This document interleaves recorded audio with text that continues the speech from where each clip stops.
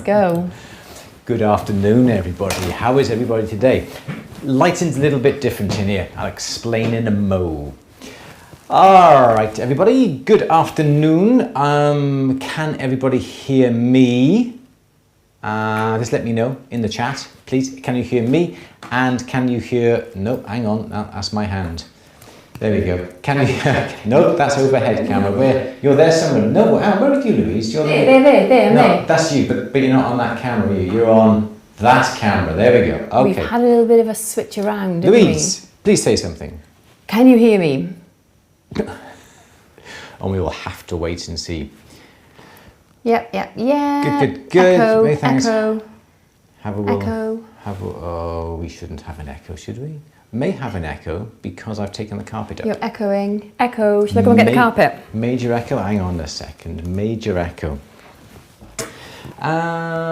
Okay. Major echo. Don't think we should. 2, 3. 1, 2, 3. How about now? Any major echoes now? How are the echoes now, guys? Brit sounds. Oh, now Louise sounds good. Oh, are we okay? Is the echo gone? Echo gone? Yay. Good. Okay. That's all right. Thank you, guys. Good. How's everybody this afternoon? All good. I hope you had a gorgeous weekend. It's been really big. You have to excuse the lighting's a little bit different in here today. It's like icky lighting, isn't it? It's that horrible icky lighting. It's icky lighting because we've had to move things around. We've been. Should I say something? We've had to change all this around. We've been interviewing, haven't we? We've been interviewing the contestants from All That Glitters. We've had to change everything around, cameras, lights, the whole thing. So we've been interviewing them. Can't say too much at the moment regarding that. It is greenish. Is that us? That's greenish? Most probably is. We are a bit greenish because the lights are somewhere else. My shirt, this, okay. This is a nice shirt. It doesn't go with the trousers though. Okay, I wasn't supposed to have, see, it doesn't go with the trousers. Oh, see? Clashing patterns, I know. Yeah, clashing patterns. I wasn't supposed to have this shirt on today. I've had a gorgeous white shirt on with it. You didn't have to show everyone though, did you? You could have just gone, thanks Natalia. Yeah, thanks Natalia. Very nice, thank you. That's enough. I've been doing some polishing today and I usually wear white shirts and the white shirts get absolutely stinking dirty even with the extraction on, so that was the reason why. The one thing that I will say, we have mentioned a few times that we have been going to have, upon the question and answers, one or two of the contestants from All That Glitters. That's the BBC show, Tuesdays 8 PM, also available on iPlayer. But we can't have them live, unfortunately, because we have to work with the production team and the publicist regarding the questions that we ask. So we can't go live because the questions that you may ask may not be allowed. So that is the reason why we've been recording all the interviews with the contestants, and those then will be edited and we will put them live. And perhaps we could premiere them. There's a thing on here that you can premiere, and you can premiere a video and have it premiere it before the day after party. Gosh, I really can't if then deny the day after party. Couldn't we? Day after party. The day after party with a pint of dark. Down the arms pack. So perhaps we could premiere it, couldn't we?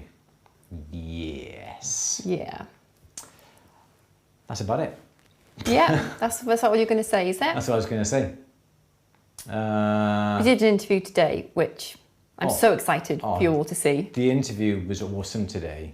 Yeah, I mean, it just went on and on, didn't it? But it was, I can't wait for you all to watch because you're going to love it. It's just so motivational. I felt really inspired. Yeah. Yeah, and I just wish that person could come down and work with us. Yeah. But unfortunately, well, you never know. Internship, you know. Mm-hmm. Yeah, if we could just borrow them, or I might want to keep them. Then that's the only thing. Yeah. borrowed them for a number of years. But yeah, very good interview today. And we worked all weekend. Good interview yesterday as well. But it's really, really interesting. It's some of the amazing things that have been happening. That's about it. Anything else, Louise, that we need to mention before we go any further? I don't think so. I don't think so. If you look for someone, I'll move to Wales. Have you been to Wales, Victoria? Have you been to Wales? You may want to change your view. It's not that bad. No, today the sun is shining. It is looking absolutely gorgeous out there, isn't it? It really is. And it is a nice place to live. We don't live far from the Brecon Beacons, literally 20 minutes up the road. That's what's nice about our area. We're kind of equidistant from coast and country, aren't we? Yeah. And the city. So we're close to Cardiff, we're close to the Brecon Beacons, and we're equally close to the coast. The coast, yeah. So we got everything. Yeah, and we can get to Bristol in 3/4 of an hour. We can get to West Wales within half an hour. So yeah, we're really nice and central. Yeah. That's about it for chit chat, I think. I don't know what time it is. What is the time? 4:05. Louise, it is time for our question and answer. Looking a bit green today, but that's just purely for the lighting, not for what I drank over the weekend. It's time for our question and answer. It's the 26th of April. Please, may we have our first question? You may. Okay, Natalia is asking, I wanted to try reticulation today. Is it absolutely necessary to have a brass brush, or can I have a go without the brush even if it only gives an okay result? I don't really use the brass brush. I think the brass brush would... If you use the brass is obviously brass colour. And as you scrape that over the silver, I think it actually colours the silver. Because I know with precious metal clay, if you use a brass brush, the silver turns slightly gold. So I personally wouldn't bother with a brass brush at all, or not even a brush at all. I would just simply deplete the surface, heat it up, quench it in the acid.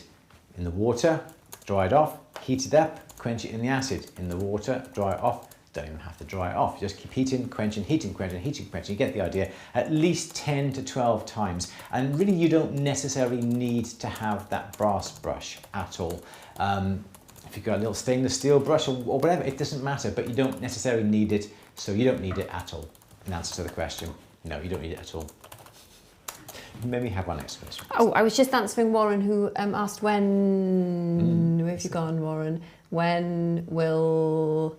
All the Glitters interviews be broadcast, and we hopefully in the next day or two we're going to start putting them out, aren't we? Yes. Because we just got to double check with the relevant contestants to make sure they're happy with the way the interview went and the edit yeah. that we did. It is because that's only fair. It's a lot more work than what we initially thought. We thought we could just get them on here, have a chat with them and so forth, but we have to stick to rules with the production company. We've been in contact with them, with the publicist and everything else. So it's a lot more strict than what we thought. We thought we could just simply rock up and ask them questions, but we can't. Because obviously they can't give too much away regarding production and so forth. So I think that's totally fair. We've been completely compliant, we're completely fair. We're not trying to catch the contestants out. Participants, I like to call them, really. Yeah. We like to try and not catch them out, just ask them the questions. There's nothing awkward for them to answer. They don't feel like they've been caught out or anything like that. Every film we do, we obviously then have to pass it by them and then the publicist to make sure it's all okay. So it's a lot of work to get through all 8. So yeah, it's going to be fun, and it's going to be released over the next few weeks. I'm not quite sure if we're allowed to do them every week or every couple of days. We don't know. Again, we have to ask the publicist regarding the time scale on that. Yeah, I just think we have to be transparent, don't we? And we have to be fair. And we don't ever want to put anybody on the spot or make anybody uncomfortable or put in a situation where they feel like, I don't know, like say catching them out. That's not what we do. That's not what this is all about. And it wouldn't be fair to them. No, exactly, yeah. So yeah, so it will be broadcast over the next few weeks, and obviously, as I said to you this time last week, or was it on Wednesday, just keep an eye out on your social media, because we're going to be blasting that when we're allowed to do so. I can't wait. But it really is an amazing. The characters are great on the screen, but when you actually get to talk to them, it's amazing. Their enthusiasm regarding the craft comes across, and it's absolutely Did you just say amazing. characters? They're characters. They're characters. They're characters. It's like people are. They're characters. No, I'm not acting. Not acting. But their characters come through when you talk to them and you really understand. And it is brilliant. And I know I keep going on about it, but you just got to keep an eye out for it because it is absolutely going to be amazing. So, Louise, maybe have our next question, please. Yes. Paul is asking, do you know where it's possible to get silver palladium mix? I saw a video with it in. It looked interesting. No idea. No idea. I've never seen a silver with palladium, unfortunately. Obviously, is it Paul Green we were talking to? Yes, yep. yeah. So, Paul, try places like Metalor in Warstone Lane. Try Betts Metals in Spencer Street. Try Qustions. Try, who else is out there? Qustions, don't bother with Qustions, I don't think they would do it. But try the big players. But Metalor is an amazing, amazing company as well. Not often advertised, but they're very, very good. Just ask around, perhaps ring them up and ask them if they can supply you with a silver palladium mix or know of anybody who can supply you with it. But I don't know. But tell me why? Why a silver palladium mix and what is so special? Because I don't know, and that's a new one upon me. My stomach's rumbling. Maybe have another question, please. Marcia is asking, is it okay to stretch a ring on a ring mandrel if the ring has a small faceted round stone bezel set? If yes, what's the max, a quarter, a half or full size you can stretch it to? Okay, so don't even consider stretching it on, is it an upright ring stretcher or a mandrel? Or you can't, a ring mandrel. Yeah, okay. There's two ways you can look at this. If you think you've got a ring, okay, and there's your ring blank. Yeah, so here's your ring. This is the insides, obviously, and this is the outside here. And here is just, there's the hole where the stone goes in. If you put that on an upright gem ring stretcher, you know, the ones that are like this, yeah, that has an arm like that there, and then you have this then to go into the dies down here, yeah. So if you put it on the stretcher, and obviously that's split into 4s or 8s or whatever it is. If you put that ring onto here, if it was a complete band, it would stretch evenly because the metal is the same thickness all the way around. But because now you've got a hole in it, and that's where the stone is, the metal is a lot weaker across here and across here, so the ring is going to stretch at those points. It's going to open up, the stone's going to fall out, and the ring is going to split. So you cannot stretch it, okay? So that is one thing you cannot do. These upright ring stretchers are brilliant for plain bands, no stones in. You can get away with some engraving on it if you have to, by about a couple of sizes. That's UK sizes, or perhaps one size in the US. But what you can do is that if you don't have an upright gem wedding band stretcher, just put it upon your mandrel, yeah? And you can put it on your mandrel, put the ring on the mandrel, yeah, like this. But again, do not tap it down the mandrel.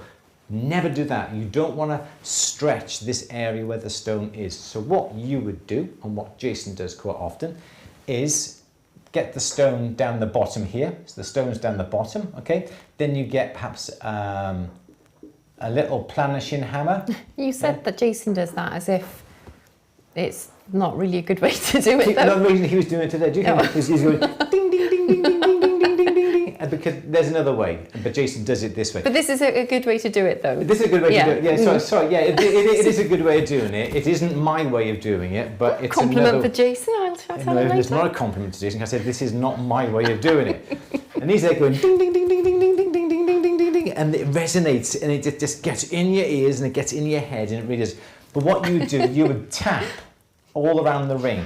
So you have, obviously, the ring, yeah. So there's the stone there. The ring carries around the outside, yeah. So you would tap everywhere, all around the ring, except in this area where the stone is. And if you tap it against a hard metal surface, the ring will stretch. So that's one of the correct ways. The other correct way to do this is to put it on one of the gem ring stretchers, yeah?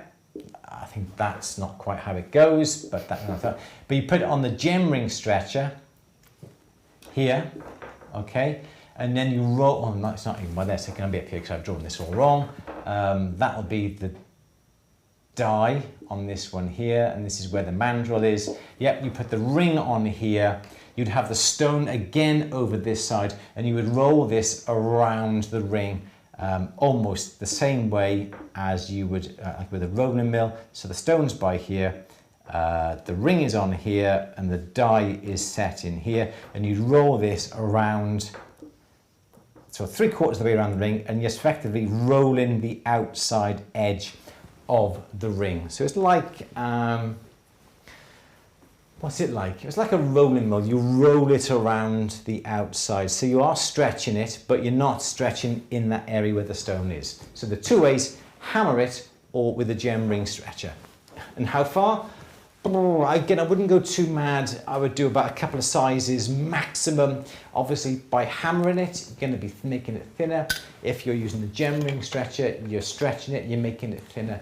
Depending on the thickness of the band, no more than a couple of sizes, just to be on the safe side. And that's the way I would do it. It's a long answer to a quick question, that wasn't it? But don't ever stretch it or tap it down on the mandrel to try and stretch it, because it'll stretch where that hole is. Louise, maybe have a next question. Yeah, Sandra is asking, has anyone here tried hone and highlight in a tumbler? I would have thought hone and highlight is going to be something like a burnishing soap, perhaps. I certainly haven't. I just use Barrel Bright or the actual proprietary barrel polishing soap. Some people use all sorts of things, but I don't. Perhaps somebody in here has. Let us know. Okay. Maybe have another question, please, Louise, because that was quite a quick one, wasn't it? Yeah, I wasn't expecting you to answer that so quickly. Okay, Thomas is asking, is there a way to work harden metal after soldering without using hammers, etc.? Maybe heating and cooling in a certain way? You can work harden metal in a kiln. I know that. I've never tried to do it myself. I've never needed to do it. It is dark in here, isn't it? I think it's better for me, though. Everyone's saying you look gorgeous in this light. Are they? I haven't seen anyone say that. But thanks. The light is far better. The window light's a bit too harsh, but the window light is never out. Just keep me in the dark is better. I look better. Turn the light off completely. Not at all. What am I trying to say? What was the question? Oh, do you need to harden? Okay, so let me know why you want to harden it. If you're hardening earring posts like that, there are several ways that you can do that. You can use a burnisher to burnish the surface. It's only going to go down several micron on the surface and not completely hard. If you've got an earring post, you can grab it and twist it to try and work harden it that way. But let me know why you want to work harden after you've soldered, because no one really works harden anything unless it's like an earring post or perhaps a pin for a brooch. Just let us know in the chat. Maybe have another question, please. Yeah. Kristen is having trouble bezel setting small oval sapphires 3x4. Mm-hmm. The pavilion is rounded and the qlet is off centre.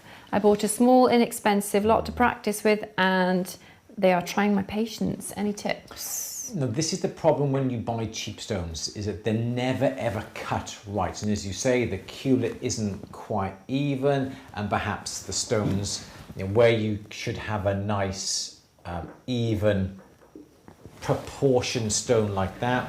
I know I've got some sapphires down there and they're like this. The bottoms are like that. Yeah? Nightmare. Don't even try and bezel set, don't even try and flush set, anything like this. And they're primarily done to keep colour. If you cut this and the stone is quite thin, there's not much depth of stone, but in this there is, so you're going to get more colour from this and perhaps a better price for it, but it's shocking when you try and set them. And as you say, sometimes the qlet is off centre and it's like that and it's all over the place. Do yourself a favour, put it down to bad experience, put those stones to one side.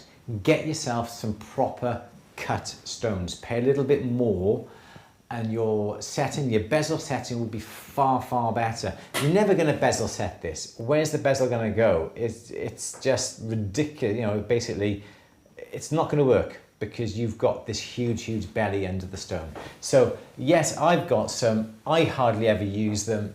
When you come to replace it in a very thin plate, like a halo setting, the stones won't stay in there. They're not right. They're not cut right, and you're going to have so many problems. So put it down to bad experience. Perhaps sell them on eBay or sell them on to somebody else as jobbing stones, and buy yourself some decent stones. That would be. Kristen's saying, sorry, would I be better off if I set them upside down?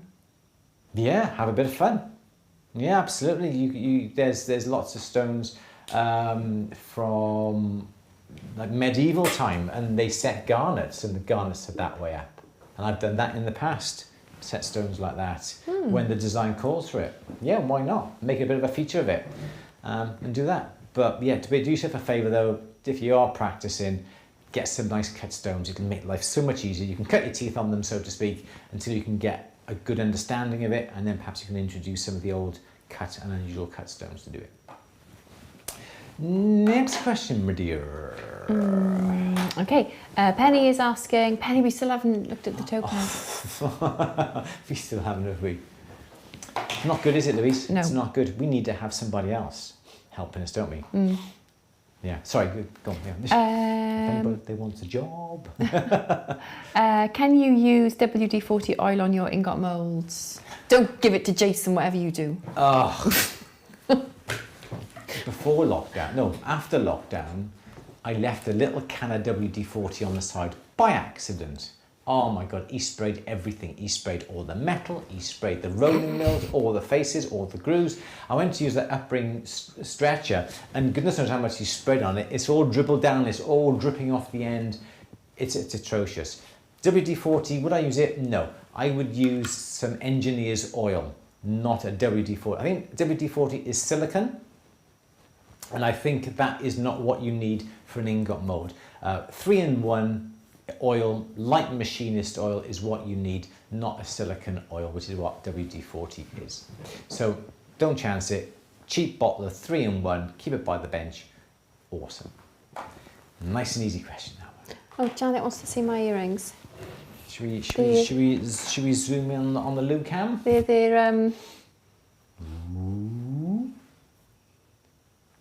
Oh, they are nice, aren't they? Little crowns. They're a bit bigger than I thought they were going to be. They're Butler Wilson, and they do some lovely, gorgeous fine jewellery, and they do costume jewellery, and they do a little bit of silver. So these are just silver and sea sets, but I just love the crowns. I thought they were going to be a bit smaller, so they're a bit...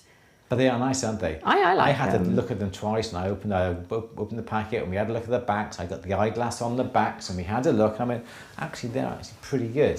But the fine jewellery that they produce is awesome as well, isn't it? Yeah.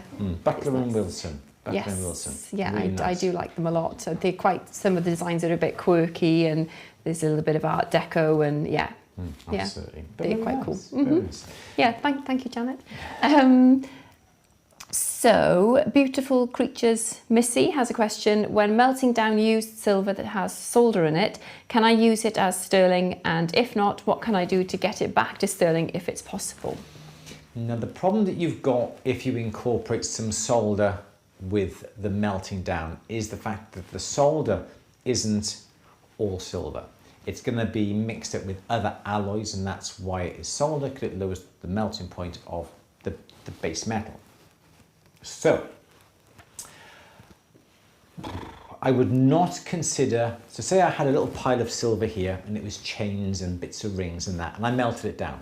I would not expect that to pass the assay. Now, I don't know in what part of the country you're in, or part of the world, I mean, sorry.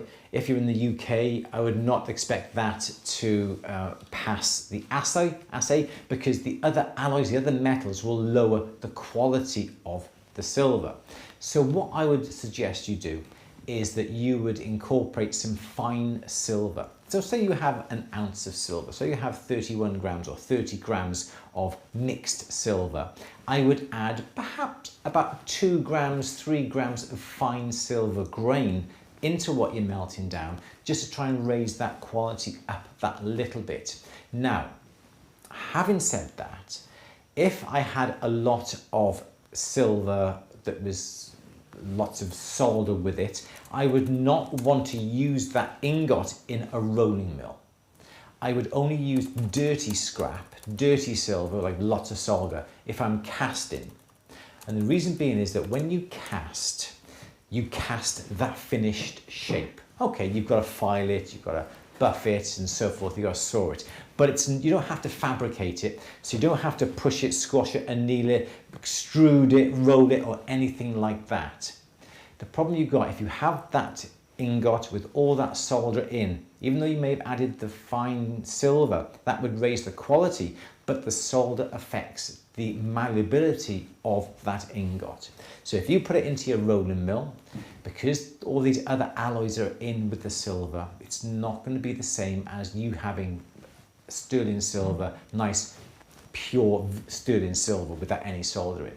The other alloys are going to cause it to crack and not to roll out correctly. So you put it through your rolling mill, you think, yeah, it's really nice. Put it through a few times and suddenly, all the cracks appear along if you've got it in the square rolls. There's cracks and cracks. Try and file the cracks out. They're still going to be there. You draw it down, it gets flaky, it gets stuck in your skin. You can't use it. So what I'm suggesting you do, you have your dirty scrap with lots of solder, add a few grams of fine, use it for casting, cuttlefish casting, use it for delft clay casting, or do something with it that when you make that, whatever it is, that is the shape it is going to be. So make some little balls for embellishments and that sort of thing. So that's the only way that I would use dirty scrap.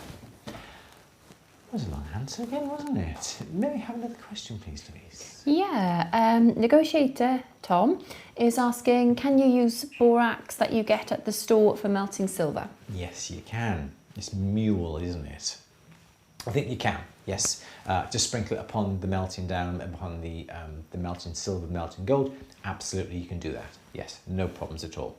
Provided it doesn't have any additives into it, you're going to have to look at the ingredients and make sure it is borax and pure borax and nothing else in it. I don't know what else they would put in with it, to be honest, but just make sure there's nothing added to the borax and you should be fine. Absolutely. Maybe have another question. Okay, Christine is asking, can you bezel set cabochons with the recesses like a heart or a star shape? Yes, you can. You can. Star shape, good luck to you. That's going to be really, really difficult. We've got a heart shape in the cabinet, I do believe, haven't we? So you would make a, maybe you do it, yeah? A heart-shaped cab. Cab, yeah, bezel set. But Really? yes, you can. Do you want me to get it? If I have problems explaining in the end, yeah. So you'd make up the bezel. You wouldn't try and make up the bezel in one go like that, because that's going to be no good. So you have to think about your stone. So if your stone does this, okay, where would be the best place to start making your bezel? The best place is here. Okay, so that is where you would start the bezel. What I would do is make it in two halves. You would make this piece first and stop here, okay? Then you would make up the other piece to go here and come round to here. If you're feeling really adventurous, you could make it in one piece by starting here and coming all the way around down to here and then filing a little groove in the metal like that to bend at that exact point, and then take the metal around and finish there. And then you have your solder seam here, and then you can bezel set. And where do you start to bezel set if you've got any stone with a point?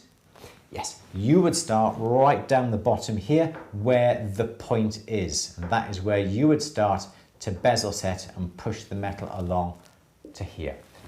And then perhaps even actually start to burnish on here and burnish there and burnish around. So that's what you do. Star, oh my gosh, I wouldn't even try and consider doing a star, even if you had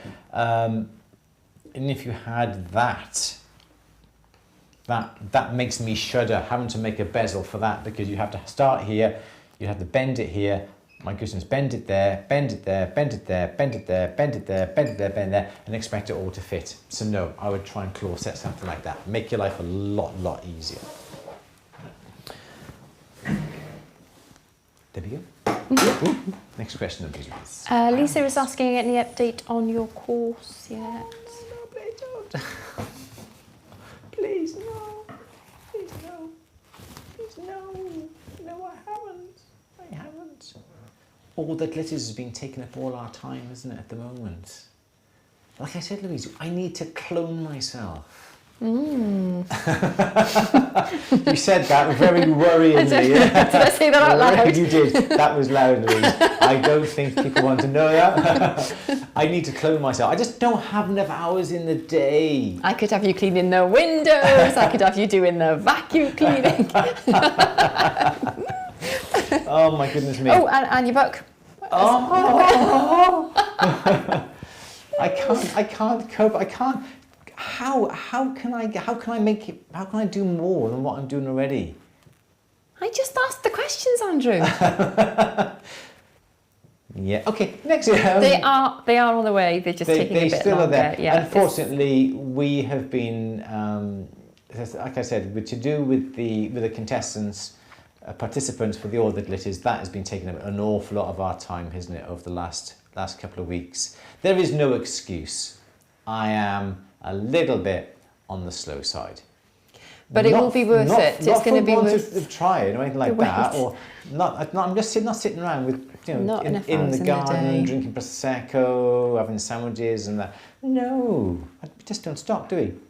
No, just don't stop. You. To be fair, yeah. And neither do you. When Louise dress the clone like Russell Brand, yeah.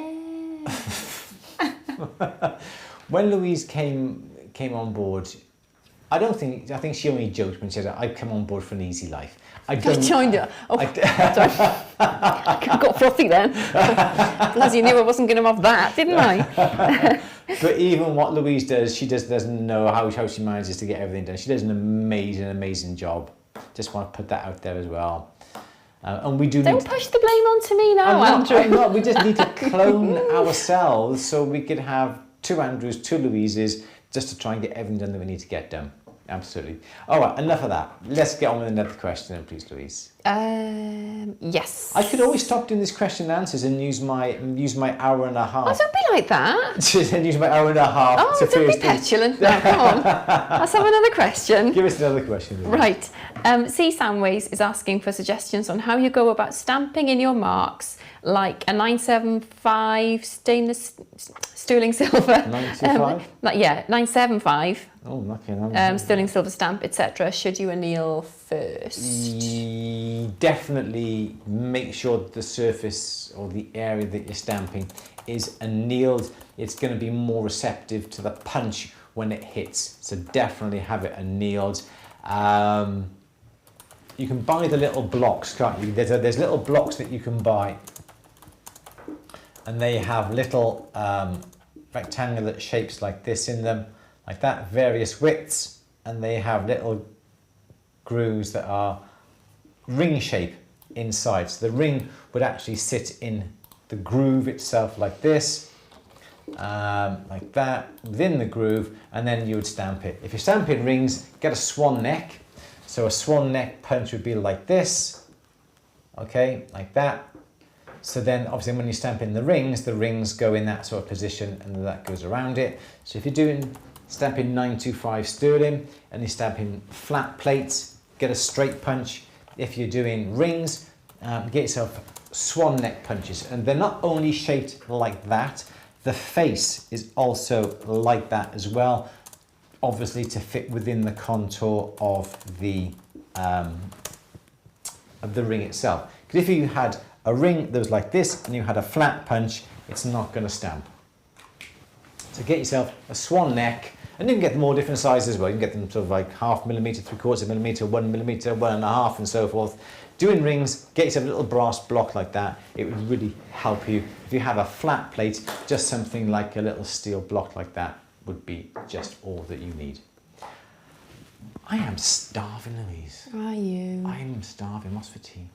Next question, please, Louise. Okay. Yeah, we did that one. Sorry, I was just answering a couple of questions. That's okay.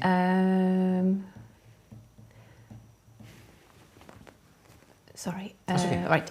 Diane wants to replace a ring shank on an 18 of yellow gold 5 diamond Victorian ring. Is it best to do a straight cut to remove the old shank, or can I later to incorporate the new and old shank? See the last bit again. Is it best to do a straight cut to remove Yeah. the old shank, or can I later it to incorporate the new and old shank? Can I? Okay, so I think, yeah, you're going to have to replace it with a new one. Trevor, yes, we're looking into that. There are empty emails from at the bench regarding the forums. Yes, we are looking into that. Yeah, if you have issues with the forum, please email me at louise@andrewberry.co.uk. Give me all the information, because the more information we have about a problem, the quicker we can resolve it. So yeah, please, anybody Absolutely. experiencing that, do let me know what's going on. Absolutely. Yeah, please. So what I would do with your 5 stone is cut it off, and you need to cut it off at the not the thickest part, because if you have the ring that does this, yeah, and here's your 5 stones up here.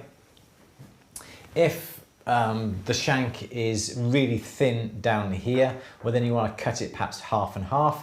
If it's still a little bit thin here, perhaps you can cut it up here just before the shoulders.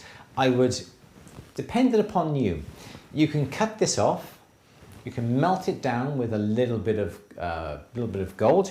It's what the guy didn't do on the repair shop when he did that sapphire ring, but he did it at a later stage when he did that other diamond ring, is take this gold off, melt it down with some new, roll it out and replace it with a new piece. That's lovely. It's a bit more time consuming because you've got to melt it down, roll it out, or you can simply get the correct section. And obviously then up by here, you would measure this distance across here, you would measure the distance of the shank as well, going across, and you would use that same thickness metal then to come all the way around. And you could use that as fresh metal. If you wanted to keep that bit of 18 carat, you can do. Usually if we have to give it back to the customer, we charge them to give it back because we incorporate these pieces that we cut off into our prices.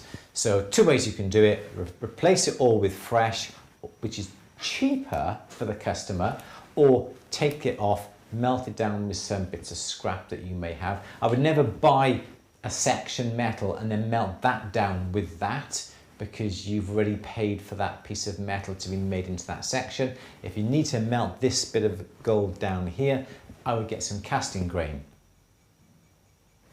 He's doing it now. He's doing it. Jason's Can hear him. Yeah. Sorry to interrupt. He doesn't use a gem ring stretcher. He goes tick, tick, tick, tick, tick, and he punches.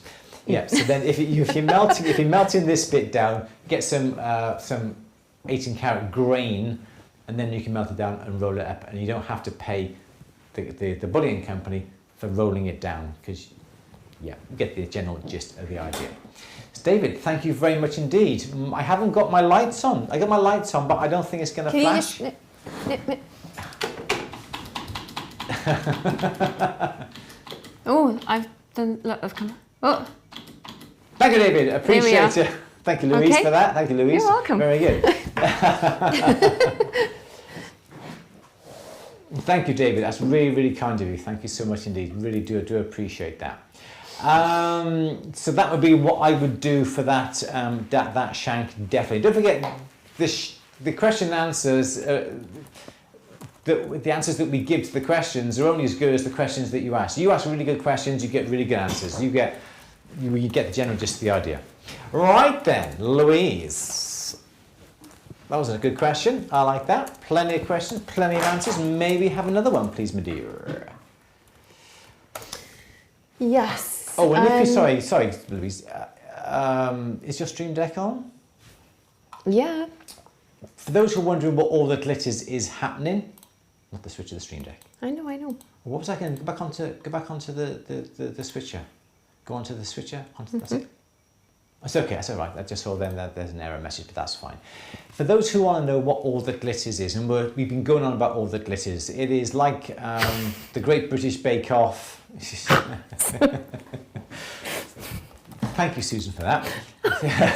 We In this country, in the UK, we have a series that's just started called All That Glitters. It's like the Great British Bake Off. Louise is going to put up in the chat now the YouTube links to the first 2 programs. I haven't checked them over the last couple of days, so I hope they are still going to be there. You need to get the cursor on the chat. Yay. Yeah? Oh, they're both on the same. Okay. They're both on the same, are they? Yeah. Excellent. Episode 1. Where's episode 2 then? Have we just got? Oh no, they're both there. Excellent. Excellent. So those should be the links to the All That Glitters, and obviously then at it's on tomorrow night, 8 p.m. BBC 2. Catch up on iPlayer. And we'll be posting up the next link when that appears on YouTube as well. Sorry, Louise, had to just get that in case people wanted to know what we were talking about. That's okay. Maybe have another question, please. Yeah, I was waiting for C. Samway. Sorry, I don't know your first name. Best place to source stones larger than 10 mil, semi-precious. But we need to know where you are, really, don't we? Yes, yeah. absolutely. Yes. But so if you can pop that in the chat, we'll come back to that question because it depends where you are in the world. Yeah. Yeah. Absolutely. Fab. So please let us know. How do you get the right, sorry, Annie is just asking, how do you get the right proper ring size when the back of the ring is flat and the shank is solid back plate? Really, really awkward. I would perhaps make it a little bit smaller. Your fingers aren't round, okay? So you're talking about this, aren't you, like this. So you've got a flat section here. And when you put that upon the ring mandrel sort of comes around like this, doesn't it? So you have a gap here, you have a gap here. I would make it, if you're in the UK, about a size and a half smaller than what it needs to be, because you've got these little gaps here, and when the ring goes on the finger, your finger fills those gaps. If you're in the US or anywhere else that uses different ring gauges, perhaps have half a size difference, but make the ring smaller to allow for those little gaps. And your podgy little fingers will actually fill those gaps. I got podgy little fingers. You know what I mean. The fat on your fingers fills those gaps. Sorry, Louise. Maybe have another question, please. That's okay. Paul is saying that the links don't work. In the UK, going back to the stones question. In the UK, it's going to be Wards, isn't it? Yeah, you've got places. You've got places like Kernocraft down in Cornwall. Absolutely, yeah. Wards as well. Yeah, Wards in Hatton Garden in London. Those are the main ones, and there are plenty of other stone companies out there. Wardgemstones.com is what it is. I'll pop that in the chat. Yes, so that's Ward Gemstones. Kernocraft. And the other one is kernocraft.com. They do some lovely stones as well. The Facebook page is fab as well, because there's always tons of interesting stuff on there, and they're really good to follow. Yeah. Fabulous. That's Kernocraft. And I know there's another company called Hilton Brothers. Just search that one for me, please, Louise. Hilton Brothers. Hilton with a H-I, like the Hilton Hotel. Hilton. Hilton Brothers. I think back under gemcraft.co.uk. These? Yeah, that's them. They're manchesterminerals.co.uk. Oh, Hilton. Yeah, okay. Yeah, there we go. Gemcraft. That's them. Yep.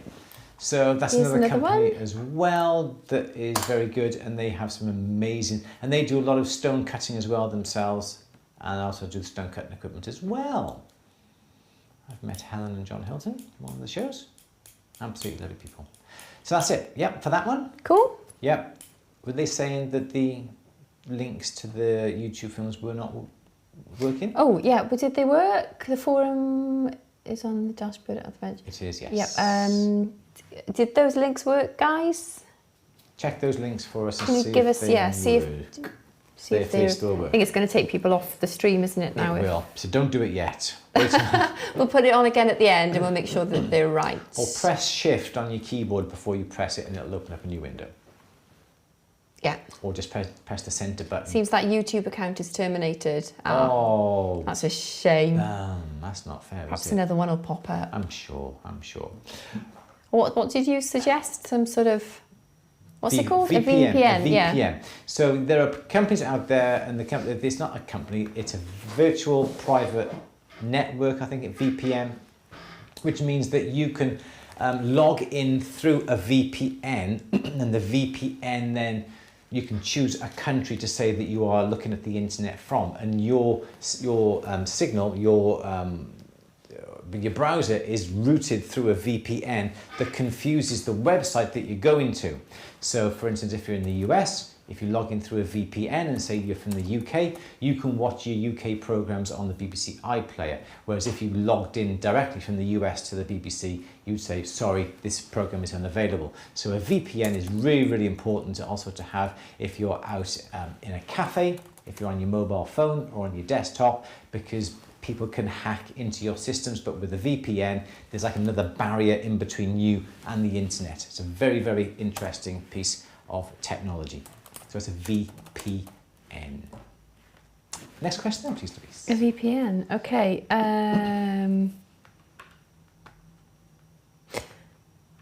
There we go, there we go. Dana's been using a VPN to watch from the States. Works great. I use the Wales postcode.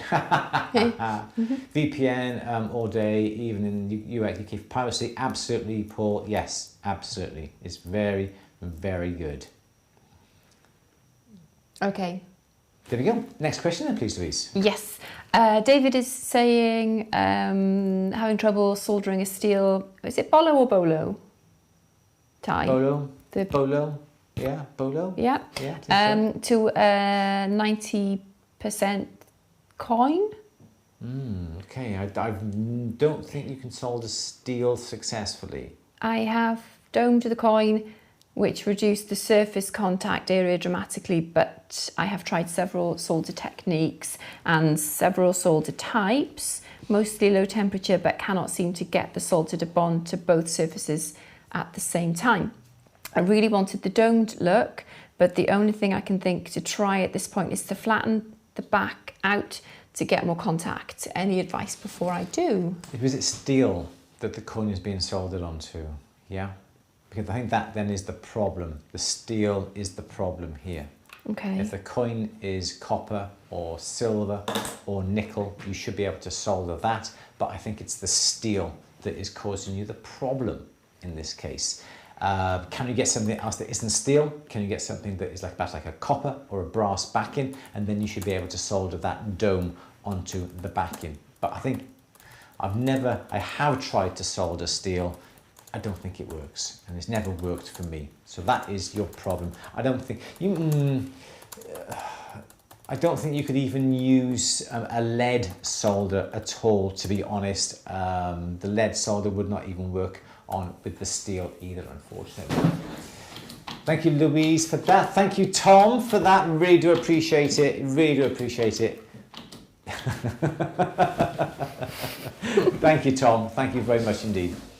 You can use silver solder steel with 55% silver solder. Well, there we go. Scrap over engineering. Thank you very much for that. I've never tried it, but very good advice. Thank you very much indeed. And don't forget that any advice given within the chat itself is obviously, what's the word I'm looking for, Louise? Undertaken at your own risk. Mm-hmm. Next question then, please, Maria. Yes. Dina has been trying to figure out if the stones, has some stones from Afghanistan, have glass fill. I cannot always tell through a loop. Is there an easy way to tell if there is glass fill? Can I keep this question with you, Louise? No, you can't, Andrew. I don't know. What do you use for glass fill? What do you look at the moment with these stones now? Just loop. Use the loop? Do you use like a polariscope or anything like that? The polariscope will just tell you if it's doubly or singly refractive, I think. Okay. It'll just, if Kerry, please Kerry, if you're on, please help me. Yeah, so that'll just tell you that. I've looked at rubies which have been flux filled, and they don't show the spectra, but unless you know what they are in the first place, they're just very hazy. So we don't know. Okay, well, think up some, keep your gemstone questions, not keep them to yourself, I didn't mean that. I didn't mean that as that sounded. I'm not going to say anything. Next question, please, Louise. Okay, I tell you what, I'm going to make it my mission to find out for you. Yes, I'm going to copy your question and I'm going to... Ask away your gemstone questions and we'll do our very best to answer them. That's not what I meant. But I'm not going to say anything because nothing's been... I'm not saying anything. Nothing's been nothing's been definite yet, is it, Louise? Not yet, no. So I can't say anything. So Louise is just going to make a quick note of that. Absolutely. Okay, oily. I guess all the gems are too small to use the density to check if they are fake. I think with specific gravity, you can do that. You can drop it into some water. I think you did some specific gravity test, didn't you, a little while ago. Search for brazen steel if you want to learn about silver soldering steel. Excellent idea. Thank you, Scrap Over Engineering. I don't know what your name is. Please let us know, Scrap Over Engineering, what your name is. Sandra, made my first fine silver bezel around the old coin. Surprised myself at how nice it turned out. Nice at the solder joint where I couldn't get it quite as neat. Perfectionist tips. Just practice. This that's been brought up when we were talking to the All the Glitters participants. It is practice, isn't it? Constantly practicing. Practicing in their spare time and everything. A specific gravity test won't tell you if it's... Flux filled. No. Glass filled. I don't think so. No. Okay. Martin, is it Martin? Scrap Over Engineering? Yeah. Martin, yes. I can just about make it out. Yep. Thank you, Martin. Appreciate that. Okay, Louise, maybe we have a next question. Yes. Okay, so that was David's question. Well, lights are going. Wow, thank you very much. I'd like to work in. Well, thank you very much. Not quite sure why it didn't work before, but thank you very much. Look, I'd like to go in, and Louise isn't even doing anything. Martin, thank you very much indeed. Really do appreciate it. Scrap Over doing it with the power of my mind. You know who it is. Mrs. Oh my Lloyd. goodness, so much has happened, isn't it? Next question, Louise. I'll save that for the end. We've got some more. We've got some ghost updates for you. Okay. So, thank you. When working with platinum, do you need to wear safety glasses? What grade of shade can you use? Definitely use welding glasses. Someone who I know used to use ordinary sunglasses, bad. You've got to wear safety glasses because the intensity of the light, intensity of the glowing metal will actually burn your retina. So definitely you need welding glasses. You can go to the jewellery tools suppliers and ask for specific platinum welding goggles. They are awesome. They make you look like Roy Orbison. And I love them. Oh, blue angel. Bum, bum, bum, bum, bum, oh, pretty boy. Anyway, Louise, next question, Thank you for that. That was lovely. You're very welcome. Are there any other options for at-home casting other than Delft clay or cuttlefish for fast production? If so, is there a name that I can research for the method as I can't find anything? I don't think there is. You can use Delft clay with a slingshot if you want to do so, or even no, it wasn't that. It was actually investment. It was lost wax casting. If you don't have a centrifuge caster, you can use a slingshot. And you actually sling the flask around on a chain above your head. Never tried it, never want to try it. It looks a bit dangerous. But in the home, I think those are the only two major ones that you're going to find. You could always use like your little charcoal block and carve a pattern and carve a shape into that and melt the metal into that, or pour the metal into your charcoal block to make it have a shape and a form. We've done that quite often when someone comes in and they want an ingot, not a regular rectangular ingot, but like a rough nugget, that we've then got our charcoal block and we've got a burr and we just burred a regular pattern into it and then melted the metal into it to get a nice shape. And that's one way that we've done it. But I think those are the main casting types that you can use in your own home, definitely. And it's also the cheapest way as well. Can't think of anything else, but if I do, I'll certainly mention it. Louise, next question. Okay, the Mob 1080 is saying, I tried to solder a piece of sterling silver to a large sheet of copper, 29mm. The copper keeps oxidizing before the solder can flow, no matter how much flux I use. Is this normal or am I screwing it up? I just perhaps try different types of flux then.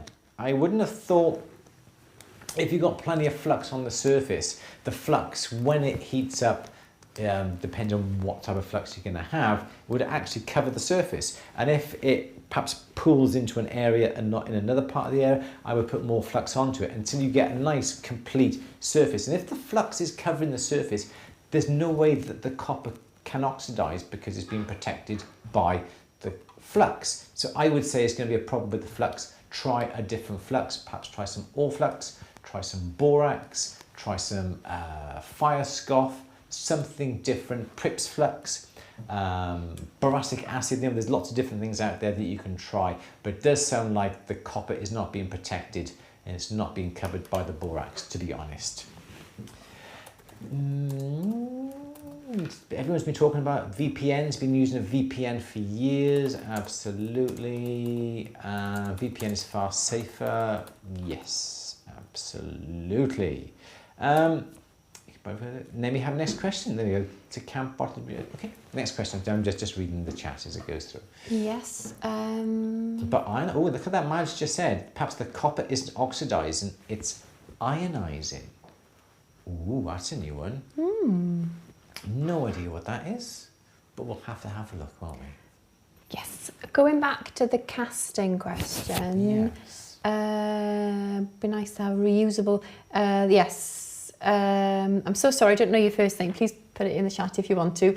The biggest issue I have with the idea of Delft is the fact you have to impress your design every time. Would be nice to have a reusable cast system like the silicone resin mould. What was that thing you used when you did the Haribo? When we did the bangle, the spanner bangle? What was that? Yeah, that was silicone. Silicone? Yeah, silicone. That's a two-part silicone mould that you just get. You get the one part equal weight, put it together, blah, blah, blah, blah. Because that was good. You got 10 minutes to use it. And then you can push in then the... actually, I didn't. Sorry. No, hang on. Whoa, go back. Rewind. Yes, you can use silicone, but that isn't what I used. It was like a jelly. Yeah. Okay, so the problem is you can use some silicone. There's not going to be a reusable mold that you're going to be able to use when you're using things like silver and gold. If you're using things like pewter, you can use the silicone. It doesn't get hot enough. The metal doesn't get hot enough to burn the silicone. So you can just simply pour it into the little silicone mold. Not a problem. The one thing that I did before Christmas, and I still haven't cast it, we got a Haribo. No, a jelly bear. I love those little bears. The bears. We got one of the bears, and I used some Castaldo RTV, room temperature vulcanizing solution. Again, you used equal parts. You've got to use a frame, so it gets rather complicated then. So you'd have a frame that does this. But does that create a reusable mould? It does. But you've got to inject wax into the mould. So it's like lost wax casting when you produce your masters. But without a kiln? Without a vulcanizer. Okay. So you'd still have waxes that you're still going to have to cast. So that would only work if you're using lost wax casting. Okay. But if you were casting your little items out of pewter or tin, you can use silicone mould. Absolutely, yes you can. But apart from that, there is no other way you're going to be able to do it. Next question then. Okay, Ines has had a problem posting on the forum as well lately. Ines, drop me a line, Louise at andrewberry.co.uk, and I'll look into this. Raise a ticket. Or raise a ticket, yeah, but yeah. Sometimes it'll just come to me anyway. Sometimes you do have to log out and then log back in. Why is that? A lot of technical, it's all to do with cookies, isn't it? And I think there's something to do at the moment with cookies and allowing cookies upon your system and the expiry date of cookies. Perhaps what you should do is go into your cookies and... Stop saying cookies. I am starved. I'm on a diet. Go into your cookies on your computer and remove everything from at the bench, or remove everything from Andrew Berry, and clear the cache as well. You can go into Google, you can go up into the menu and you can clear the cache from that particular site you're on. Perhaps there's a conflict of cache and the actual pages you're viewing. It's like, it happens with a lot of sites. Some people say, it tells me to log in, or I gotta log out, but I can't log out because I'm logged in. It tells me if I even log in, I gotta log back in, but I'm already logged in, and so forth. So a lot of this is conflict between cookies and cache. So clear the cookies, clear the cache, and you should have no problems then logging back in. Obviously remember your passwords, obviously, before you clear anything like that. But that usually does solve 99% of the problems. Dana's saying maybe try a different browser. That sometimes another helps. different browser. But please let me know what problem you're experiencing, because Oh, absolutely. yeah, it's information that we do need to know. So Yeah. yeah, if you have time, drop me a line and let me know, please. Please do. Yes, Yeah. please. And again, this is the thing with a different browser. It's a different browser that doesn't have any cookies or any cache stored from that website. So it is like having the same browser but clearing the cache. But you know, on our computers, we've got things like we've got Chrome, we've got Firefox, we've got, what's that other one? Internet Explorer. Edge, Yeah, it's called now. Edge now, yeah. So we've got a few of them. So if we have a problem with one, we go on to another one, and 99 times out of time, 99 times out of 100, it is that problem. It is simply logging in from a new browser or clearing the cache and your cookies. And that applies to every site as well. Safari, exactly. Bing, yeah, all these are out there. Next question, please, Louise. Okay, Beverly is saying, after 2 failed attempts where base plate buckled, can you advise the ideal base plate thickness to set a bezel to take an 80mm crystal glass domed paperweight? 80mm, that's quite big. So Paperweight. So I would go for something that is at least 3/4 of a millimetre to a millimetre in thickness. So you're going to have the nice thickness for that particular size. If you had like a 1mm thick for a small bezel, like 8 or 10mm, it's going to be overkill. You're not going to need that. But the bigger the diameter of a bezel, the thicker then that bezel floor plate, the base plate, has to be. So I would do something about a millimetre. Louise, remind me, I need to print out a new sheet with the numbers on the beginning. I shall write it on your board. Oh, it gets rubbed off. Because my gauge here, what's 1 mil? 18 gauge, there we go. At least 18 gauge thickness once you get to that size round bezel. Hi, Terry, thank you for joining. Maybe have another question, please, Louise. Okay. Sorry. Oh, Eliza's just jumped on to say thank you for your teaching. Oh, thank you very much You've indeed. inspired me to Really pursue good. jewellery making. Oh, that's lovely. Thank you so much. You were thorough in your lessons and very detailed. Thank you very much. Oh, how lovely. Thank you. Great. It is important when you come to learn is to go over the points time and time again. Thank you.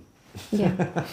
Next question, please, Louise. Janet is asking, would you advise the Fordham hammer attachment to Bezel sets? Definitely. In fact, I just bought all. There's one there. I bought on the plastic packet. This thing? Yeah, that's just the anvil itself. I went and bought all the Fordham hammer handpiece anvils to have a bit of a play around with. But definitely invest in the Fordham hammer action handpieces like this one here. The anvils unscrew, and you can shape the anvils to whatever shape you want. And this is another one that I just bought that came in just the other day, a rectangular flat one. And the idea is you can shape these, you can round them off. I would try and round off the edges because they're usually a little bit on the harsh side. But yes, definitely recommend the Fordham hammer action handpiece. Or if you're feeling flush and you've got another £100 or so to spend, get the Bedico one. The Bedico is absolutely beautiful when you use it. It's a little bit, as you can see, you can get it on the overhead camera, not quite sure what's happened to this. We've got a bit of a squashed view, but as you can see with this here, the Bedico is this one, this is the Fordham. The Bedico is a little bit thinner, a little bit finer when it comes to the end, and it is fabulous. So yes, definitely get one. It will help you with your bezel setting, especially if you can't burnish and the metal is just a little bit thicker to burnish. Definitely get one. it'll be amazing. You'll be absolutely astounded. And you can use it for decoration and textures as well. You can get little upturned diamond points to go in it as well, so you can produce a little bit of a frosted diamond effect on a piece as well. There's so many things that you can do with it. Next question then, please, Louise. Put that safe, Andrew, so you know where it goes. I think are we on our last question? It is 5 past 5. I think we have our last question. Yeah, I'm going to jump forward to Natalia's question because a few people have said they want to know the answer to that as well. Do you have a formula for knowing the bezel wall thickness one should use in relation to stone size? No, not really, because I think that everybody has different ways of working. Some people like nice, thick, chunky bezels. Some people like nice thin bezels, so I don't think there is a particular formula for that. It depends upon you. If you have got nice sort of thick bezels, well then you're going to need a bit more pressure to burnish them over, and you might be able to do that, so perhaps your designs have slightly thinner bezels. If you make them out of sterling silver, they have to be they can't be too thick, in the sense of if you have sterling and fine silver, you can get away with a thicker bezel if you use fine silver, because you can bend it and burnish it over a lot easier than if you had a sterling bezel. So your bezels can be a little bit thicker if you use fine silver. But I don't think there is an actual formula.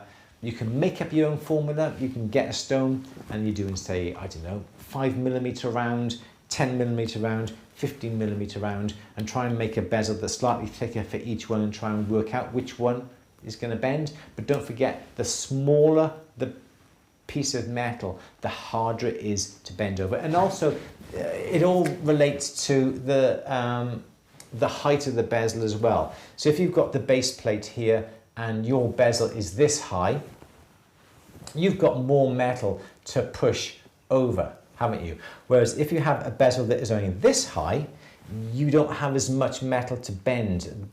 This will bend nicely. This is hardly going to bend at all. So the thickness of the bezel has to be in proportion with the stone, has to be in proportion with the height, and also in the proportion of your strength as well when you burnish it over.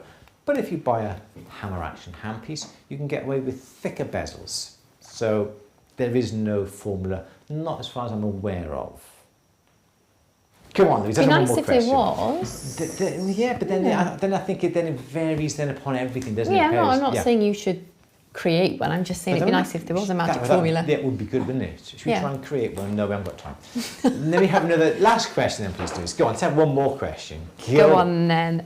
David Amos is asking, what is the difference between a torch with an added oxygen feed to one that doesn't? The heat. The heat is going to be the most important factor. These little torches on our desks here, they don't have any added gas provided, only in these cases the butane. You can use the sievert that has the propane. And what happens as the gas comes out of the tank here, through the nozzle, through the handpiece here, and through the nozzle, there are little, you can just about make it out there, there's a little hole, okay? And what it does, as the propane goes forward through, it brings in oxygen from the outside, from those holes, into the flame and produces a hot flame. I will demonstrate. Okay, so here we go. So this is what we got. Okay, so that's that. If I turn this nozzle so there is no oxygen, it does that. It's the same gas, it's the same flame. Okay, so that is the same. And if you open it up so it draws... Oh, thank you very much, Shirley. Thank you so much indeed. There we go. Yeah, so that is the same gas, the same amount of gas going through, but by opening it up so it draws through air through the holes, it produces that. If you have, thank you, Josh, thank you, Shirley, we really do appreciate it. It's been a good one today, isn't it? Look forward to Mondays. Excellent, thank you very much. And again, there's another smaller torch here. Again, the same principle. What torch was the first one? Margie's asking. That one is go on to stuff that Andrew uses. No, you have it in your stream deck. Oh, I have, haven't I? So Louise has it in a stream deck. Stuff that Andrew uses. Yeah. Click on that, and that will take you to andrewberry.co.uk, and all the torches and things that we use are on there as well. Deets for the Bedico, thank you. Thank you, Romy, really do appreciate it. You're going to want paying for this, aren't you, Louise? What? Thank you so much. We should have had the woo woo woo woo woo, the siren going today as well, shouldn't we? Yeah. Graham? Sorry. Bedico. What am I doing first? What was it? Yeah, and Stream Deck? No, Yep. back on your Stream Deck. Wait, it didn't Stuff work. that Andrew uses. Look, and yeah, that's what I'm on, and it's just blank. Is it? Yeah, but I can just go on here. Look. So yeah, so stuff that Andrew uses, it gives you links for these. You can buy these on your tool supplies. You can also buy them from places like Cookson and also on Amazon. Louise is quickly just going to post this up now. They are affiliate links, so we do get a little bit on that. So andrewberry.co.uk. Louise is just firing it up there. Stuff that Andrew uses, Andrew's stuff that Andrew recommends, tools that Andrew uses. She knows it. Yeah, they're both on there. So if you click that link, this link will come up in the chat. Oh, hang on a second. Our lights are changing again. Thank you very much. Why does it work for some and not for others? Louise, It's Mrs. Lloyd. I keep telling you. Mrs. Lloyd. It's Mrs. Lloyd trying Thank you, to help. Jules Haynes. Thank you very much. I really do appreciate it. Thank you, Jules. Fantastic. Thank you very much. So if this link appears in the chat, click on it. If when you go to that link, it appears blank, it's because you've got an ad popper up on it. Cancel that for that page and all the links then will come up. So Bedico. Bedico hammer handpiece. I Yes. spelled it wrong. Bad. There we go. Bedico hammer handpiece. That one? That's the one. No, that's not the one, but that's similar. That's got a Swiss type. Try that one there. Wash. Bedico. Slip joint. It's that one on there. Try that one there. Slip joint. Yeah, I don't think it's a slip joint, but these are the Bedico hammer handpiece that I would certainly recommend. Shall I copy that? That one came from Sepp Tools in Chicago, by the way. A little shout out for Sepp Tools. Try that for Bedico. There we go. From Amazon, yeah. So, okay, so going back to the torches. What was the type you demoed on the marathon? They all have different types. I don't think I did the oxygen on the marathon. I think we did the Sievert torch. So if it's a single gas, they all work on the same principle. It's propane, or in this case with these here, these are... Oh, David, thank you. Thank you, David, for Louise's chick fund. We were talking about this the other night, weren't we? We were talking about chickens, weren't we? Yes, we're going to have to get chickens, aren't we? I think so. You think so? You really want chickens, don't you? Oh. They were showing, I can't remember what programme we were watching, but they had all chickens, hens that were retired. And they all go to this retirement coop, and then they get picked up and taken to their forever homes, where they run around wild and free. I can't have chicken eggs. I can only have duck eggs, but we're not going for duck eggs. Oh, sorry. But I can't have, for reasons I won't go into at the moment. But if you have duck eggs, you can have duck eggs, and I can have duck eggs. If you have chickens, only you can have chicken eggs. That's unfair. I can't believe you begrudge me an egg. Did we finish the question then, the Bedico? Bedico we finished, yes. The ducks smell. Well, I think they all smell, don't they, really? But I think it must have been ducks do smell. So these are single gas. What gas are they? Butane, that's the one. You can also get Sievert and things like the Hoke, or the Hokey. Not the Hokey, the Hoke torches, and they're single gas as well. They're great, but they can only go to a certain temperature. If you want to do things like platinum, you're going to need oxygen piped into the flame. So the flame doesn't rely upon holes in the nozzle. There's no holes in the nozzle, but it relies upon oxygen being introduced with the propane or acetylene to produce that heat. Yes, Louise. Does the Bedico attach to a Fordham flet shaft, or does it need its own flet shaft? No, had to Fordham. Great. Carol, look, the lights are going again. Carol, thank you. You guys are so kind today. Really do appreciate it. Thank you very much indeed. You are amazing. I've never had a goose egg. Legends. They're big, aren't they, goose eggs? Goose eggs are big eggs. I wouldn't want a goose egg. And to be honest, I never really tried it. I thought I'd never wanted a duck egg until I had to have duck eggs. You can't tell the difference, can you? Can't really? tell They look a bit, the shells are different. Eggs. They look really thin, but they're not. Badicos. Ostrich egg. Probably like that. Don't give them a taste for ostrich eggs. Ostrich, no, Michael. No. They're exactly the same. They fit onto a slip joint. They also have other fittings as well. There's two different types of flex shaft. Slip joint, is it a Continental? I can't remember off the top of my head now, but they produce the handpieces for either. This is a Fordham SR. And it has the one with the little flap on the end here that locates in here. So yeah, so this would come along. You'd spin this around and you put that into place. There we go. Oh, listen to that. Oh, it's like music to my ears. That I love that. The Fordham's great. Nothing wrong with the Fordham, but it's it's not satisfying, is it? It doesn't have that resonant. Yeah, that sound. I do have to. I think I bent the flex shaft on Durston's jumping maker a few months back. All right then, is that it then, Louise? Yeah, no, we were just going to say about Mrs. Lloyd, weren't we? Oh, Mrs. Lloyd, yes. So Mrs. Lloyd is our resident ghost.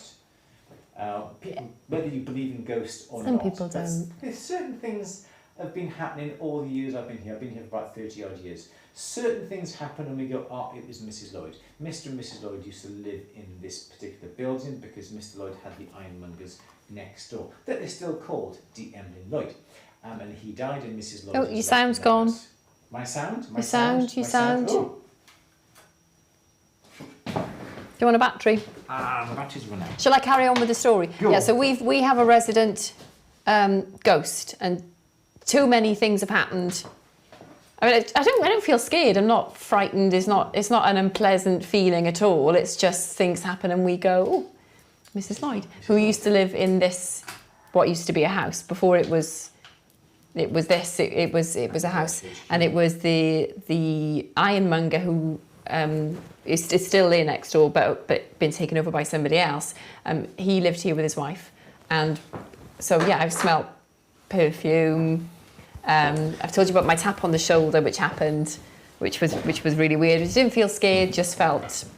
It just turned around, and then there was the other week when there was the knock. It's just been. Yeah, that was actually live on our Q&A. Was it last week or the week before? A noise came from behind Louise. We don't know what that was. It sounded like something moving or something just knocking, and that was really, really weird, wasn't it? Yeah. So Jason hates the thought of having a ghost. Like Jason doesn't like it at all, does he? So. And the other week, was it last week Friday? I'd gone in the front room, and we were testing the stream to do the interviews, and I'd gone in the front. So I had my laptop and I'm walking like this, and I went in there and the door opened behind me, just apropos of nothing. And absolutely. Yeah, and you just went, oh my God. Oh my God, that's so scary. My God. Oh my God, that's so scary. Lose the door open behind you. Ah! Yeah. And then my visor fell down. My visor fell off the stand. Oh yeah, it was. And I kept my visor like this downstairs, same sort of thing, and it is secure because this never falls off. But the other week, I hadn't recently put it up on there, but it fell off. My ring mandrel that is usually attached to the bench leg of my bench, that fell to the floor as well. So it was immediately. That flew off. Yeah. And then the mandrel fell off like a second later. So that was sage the house. Yeah, my mum keeps saying that, but I don't feel. Don't feel threatened. Don't feel scared. No, when it happens, I just go, "Hello, Mrs. Lloyd." Yeah, we've always and said I think because we've recently during the lockdown we converted the. Jessie, that's so lovely. We converted the one of the rooms into it's like it's a big landing, isn't it? We're planning to a study. And I think it's Mrs. Lloyd going, thank you for giving me one room to haunt that's actually tidy and not a complete mess. So, because I can't use the tools. I can't use the other rooms because there's too many tools in. Give me a room that I can just frequent rather than in like a studio where there's all tools and things, perhaps. it's just, I think it's, So there we go. So that's what's come apparent. It's actually become more so over the last few months, isn't it? Yes, it's funny, isn't it? And I don't know whether it's because we're looking out for things now that more things are happening, but yeah. Absolutely. Yeah. Well. So that's our little bit of fun. Is we on the way? It was not fun for Jason, though, he's terrified. Earthquakes. We have had a few earthquakes here, haven't we? The most recent one was about 3 years ago, wasn't it? Yeah, absolutely. So, but Wales is not known for earthquakes, but we have had a few, yes. Because there's demand, the ghosts pay rent, watch it go away. I wanted to make you my PA, actually. We said we wanted to find somebody else. She could do a bit of light cleaning, come to that, couldn't she? Rather than just knock things off and make a mess. Actually, she doesn't mean it, Mrs. Lloyd. She could be listening. Yeah, she could be listening. Don't upset her. But thank you all very much for all your donations today. Total nonsense. Yeah, absolutely. Some like it, some don't. Some understand it, some don't. There could be a perfectly reasonable scientific explanation for it all, but there are a few things have happened. But yeah, my dad says exactly the same thing. My mum loves it. We talk about it, and she goes, "Oh, I'm going to come up, and I'd love to just sit there for a while and see." And I've got a friend who's fascinated by it. And she wants to set up the cameras overnight. She said, set up the cameras on the landing and see if it picks anything. And I don't want to do that in case we do see something and I won't want to come back in here. But my dad just goes, no, absolutely not. So, yeah. It is good fun, All right then, everybody, that's it for today. But don't forget, we will be back.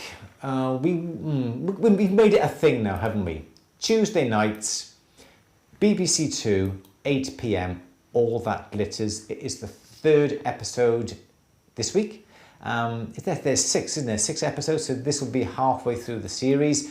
All That Glitters is like the Great British Bake Off, but for jewellers. There's 8 contestants. 2 have gone out already. There is another 6 to go.